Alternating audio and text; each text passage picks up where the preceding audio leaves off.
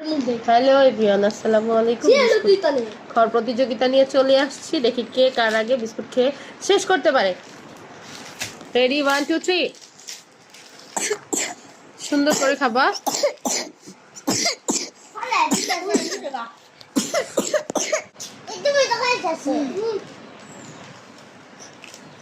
দেখি কে বিজয়ী হইতে পারে। অবশ্যই খাবার শেষ করে হাঁ করে দেখাতে হবে কে বিজয়ী হয়েছে। আর একটু পাশাপাশি দাঁড়াও তোমরা।